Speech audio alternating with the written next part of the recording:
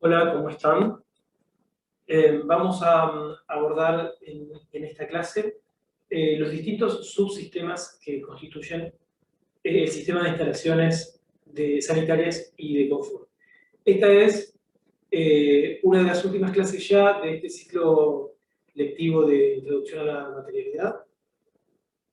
Y los conceptos que vamos a vertir en esta clase serán abordados y evaluados e incorporados a través del próximo parcial. Y por supuesto a través de los exámenes finales. No estarán incluidos en el trabajo práctico que ustedes están desarrollando en este momento. Entender el funcionamiento de los distintos subsistemas de instalaciones es muy importante en la etapa proyectual. Uno podría imaginar, por ejemplo, proyecto de un club con piletas, gimnasios, vestuarios, etcétera, donde los sistemas de instalaciones ocupan un lugar preponderante en la instancia del proyecto, o un hospital, por ejemplo, de laboratorios, quirófanos y un sinnúmero de instalaciones especiales, son muy importantes también en la etapa del proyecto. Digo, en estos casos y en tantos otros, conocer el funcionamiento de los sistemas de instalaciones puede ser un gran aporte. Vamos a ver el PowerPoint.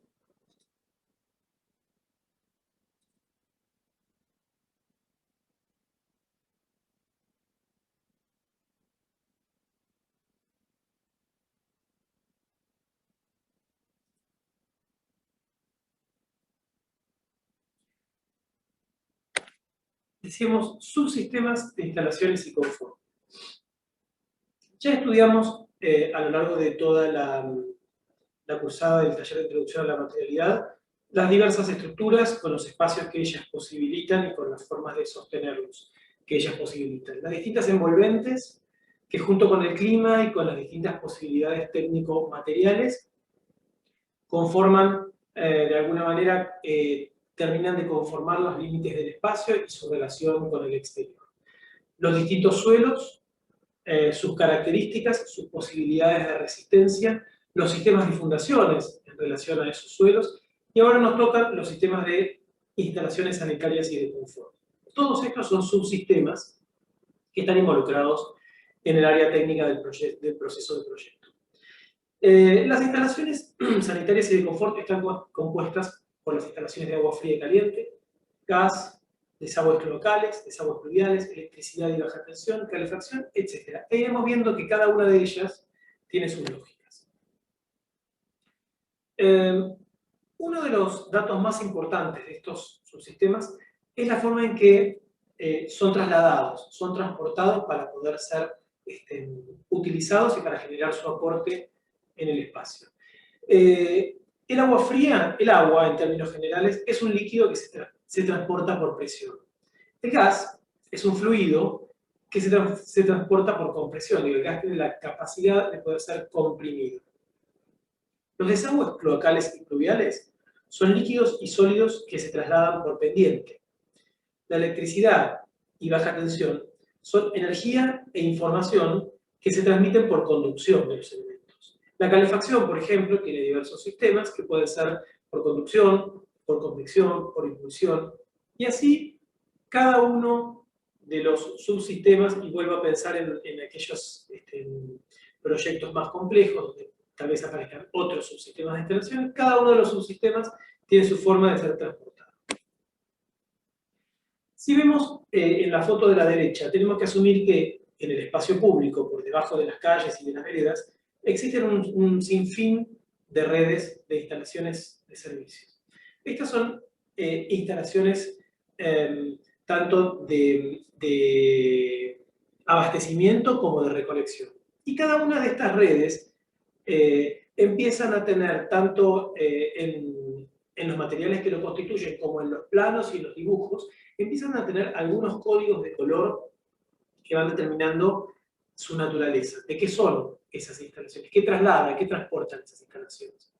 Lo mismo sucede en las redes domiciliarias. En este dibujo que vemos acá, vemos cómo en el espacio domiciliario conviven un sinfín de redes de instalaciones. A nivel urbano, o a nivel territorial, la red de distribución eléctrica comienza en una central generadora, que puede ser de diversos tipos, ¿no? Hidráulica, eólica, etcétera, etcétera. Pero comienza en la red generadora. La energía generada allí se eleva a muy alta tensión para poder ser transportada, o sea, con menos cantidad de estructuras, poder transportar mayor caudal de energía. Y me refiero a las torres de electricidad que vemos muchas veces cuando vamos por las rutas. Estas torres gigantescas son torres que trasladan cables de muy alta tensión.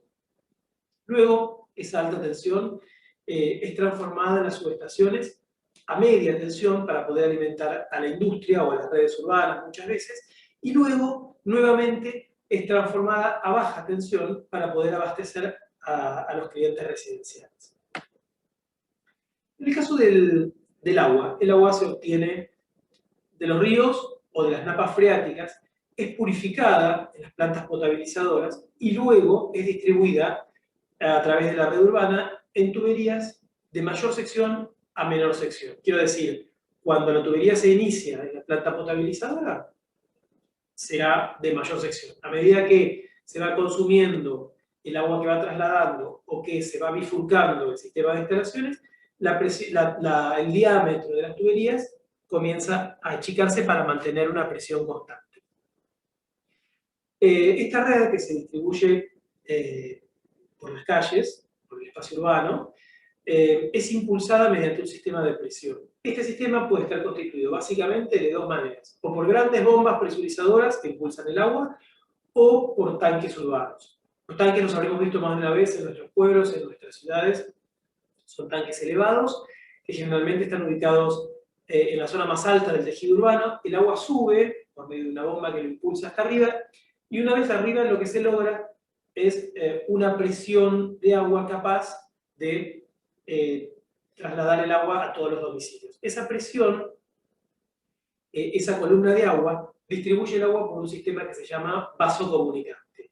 Y el nivel, ese nivel que se adquiere subiendo el agua, esa columna de agua se denomina nivel piezométrico. Es el nivel máximo que adquiere ese tanque, mediante el cual, por vaso comunicante, puede llegar a las viviendas o a los tanques mismos de las viviendas. En el caso de la red de distribución de gas, dijimos que el gas es un fluido que se puede comprimir.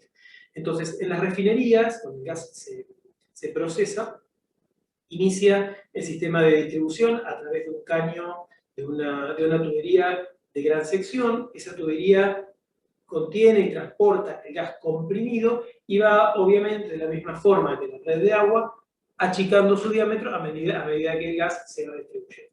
Existen también los reguladores de presión, que son los que permiten que finalmente, luego de atravesar el medidor, estos reguladores determinen o permitan una presión de gas apta para el consumo.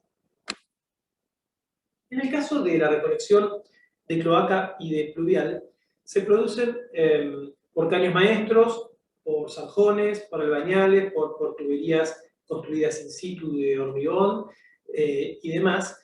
Y el sistema de recolección, el sistema de transporte de estos líquidos es a través de pendientes. Estas pendientes comienzan en los lugares donde se producen los residuos y a través de caños maestros de diámetro ascendente, cada vez más grande el diámetro, al revés que en el caso del agua y del gas, cada vez más grande, trasladan estos líquidos hasta las plantas depuradoras.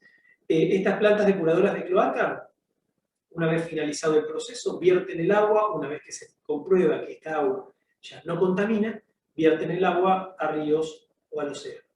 En el caso de la red de recolección pluvial, también el agua se traslada por pendiente y es directamente vertida en arroyos, ríos o al océano, ya que es un agua que no requiere ser tratada porque es agua de lluvia. Para graficar un poco más estos temas de los que estamos hablando, vamos a tomar prestada esta casa de veraneo en Mar Azul, del estudio BAC, que más allá de ser una obra de valor arquitectónico y que nos interesa ver. La tomamos porque, como ustedes verán, ven acá el cursor de mi mouse, tiene, por un lado, el cuerpo principal de la vivienda, pero por otro lado, en el parque, una torre, que es la que vemos acá en planta y acá en la foto de la derecha, una torre que contiene arriba un tanque elevado y abajo un servicio. Esta es la excusa perfecta para analizar nosotros estos sistemas de instalación. Decíamos que la instalación eléctrica y la instalación de baja tensión se transmite por conducción. Ya vimos cómo es el proceso mediante el cual la energía llega al domicilio, al lugar de consumo. Una vez que esta energía llegó al lugar de consumo, acá voy a seguir con el mouse, la línea de alimentación urbana ingresa en el lugar de consumo a través de un sistema de protección. Este sistema de protección es un fusible, y este fusible tiene la capacidad de abrirse o interrumpirse, cortarse, si existiese un cambio muy abrupto de tensión o algún inconveniente técnico. Al abrirse ese fusible, garantiza la protección de las instalaciones interiores del lugar de consumo e inclusive de las personas. Cruza el fusible, llega al medidor de energía, por donde se computa la cantidad de energía utilizada, y a través de la línea principal llega al tablero principal. Este tablero principal tendrá la llave de corte general del lugar, una llave tetrapolar en caso de ser energía trifásica o unipolar en caso de ser energía monofásica, para luego, a través de la línea seccional, llegar a los diferentes tableros seccionales desde los cuales parten los distintos circuitos eléctricos. En estos tableros seccionales habrá llaves térmicas que cortan e interrumpen cada uno de estos circuitos, habrá disyuntores que protegen a la instalación y a las personas, y habrá otros elementos propios de los tableros. Dependiendo de la escala, de la magnitud y de la naturaleza del sistema de instalaciones, habrá diferente cantidad de circuitos. A priori uno podría decir un circuito para tomas, un circuito para luces, un circuito para tomas de usos especiales, que pueden ser algunos aparatos, algunas cosas determinadas, luego diferente cantidad de circuitos. En la imagen de la derecha veremos cómo la línea azul representa el negativo y la línea roja representa el positivo. Pasan por la llave térmica para generar el corte de la energía, y desde allí, a través de los circuitos, llegan a la línea de tomas. O en el caso de los circuitos de iluminación, luego de pasar por la llave térmica de corte, atraviesan el punto, que es el interruptor de la luz, el positivo es interrumpido para luego dar lugar al pasaje al artefacto de iluminación. Si vemos un sector de una planta de un proyecto arquitectónico, empezaremos a ver las distintas maneras de graficar y de ubicar y de identificar estos elementos en planta. Bocas de luz de techo, bocas de luz embutidas, siguen mi cursor, ¿verdad? Tableros seccionales, los puntos, son estas llavecitas que son los lugares en los cuales se encuentran los efectos, las teclas de encendido y apagado de cada una de estas luces. Los tomacorrientes, donde se conectarán los diversos artefactos eléctricos, y también así los circuitos de baja tensión, el portero eléctrico, televisión por acá, ¿no? En un plano de instalación eléctrica no solo están determinados la cantidad y el tipo de componentes, sino que además, a través de un sistema de cotas, se ubica la ubicación, valga la redundancia, precisa de cada uno de estos elementos en el proyecto arquitectónico. Para esto, existe una serie de simbología que es internacional y que nos permite tanto ubicar estos elementos en el plano como reconocerlos y leer un plano. Una vez resuelta esta instancia, se lleva a la etapa de obra, en la cual lo que se definió en instancia de planificación y de proyecto se lleva a cabo en la etapa de obra. Dijimos que la instalación de gas está compuesta por un fluido que se traslada por compresión. Y la instalación de gas es muy, muy sencilla. Sigan nuevamente mi cursor en la pantalla. Hay un tubo maestro, un caño maestro, que traslada el gas. Mediante una bifurcación, este gas ingresa al lugar de consumo, atraviesa una llave principal de corte, que es para proteger nuevamente, de la misma manera que en el sistema eléctrico estaban los fusibles y las llaves térmicas y los disjuntos. Acá está la llave de corte. La llave de corte permite interrumpir el gas en la entrada al lugar de consumo, atraviesa el medidor, que es lo que computa la cantidad de gas consumido, y mediante un sistema muy sencillo, muy directo, se transmite el gas por tuberías a los diversos artefactos. Cada uno de estos artefactos cuenta a su vez con una llave de corte. Esta llave permite, bueno, cerrarlo si hubiese una anomalía o para las instancias de service y demás. Cada uno de estos artefactos tiene a su vez, y de manera reglamentaria, que estar acompañado por un sistema de rejillas de ventilación fija. Mediante estas rejillas el aire ingresa por la rejilla inferior y egresa por la rejilla superior, permitiendo una pequeña corriente de aire que evacúa hacia el exterior posibles emanaciones de gas o posibles gases contaminados. A su vez, también, cada uno de aquellos artefactos que cuentan con cámaras de combustión, llamemos calefones, llamemos termotanques, estufas de estilo balanceado, calderas, etc., cuentan a su vez con una ventilación, un conducto de humos a los 4 vientos, para permitir que por sistema de convección natural, o a veces por sistema de convección forzado, estos gases se evacúen al exterior de los 4 vientos en algún lugar donde no afecte a la actividad humana.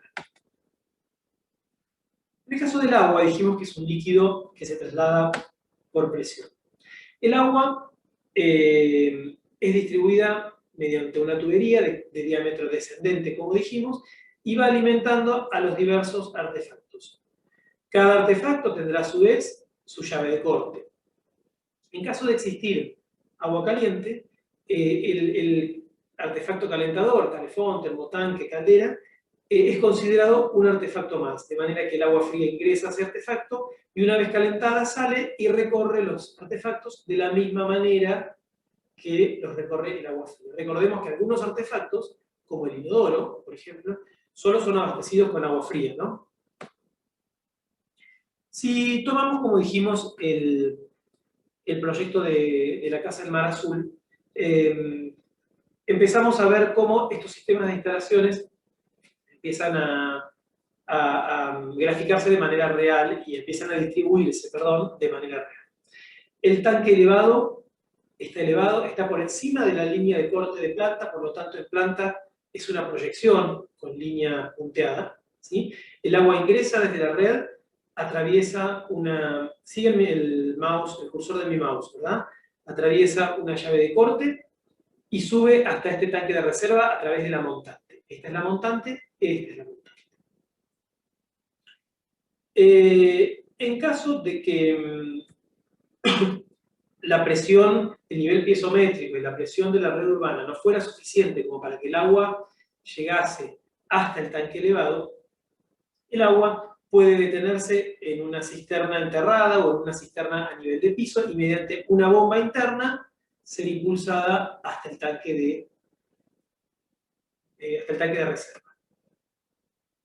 Una vez que el agua está ya depositada en el tanque de reserva, desciende por la bajada, ¿sí? Que es esta línea interrumpida, atraviesa la respectiva llave de corte y se distribuye por los diversos artefactos.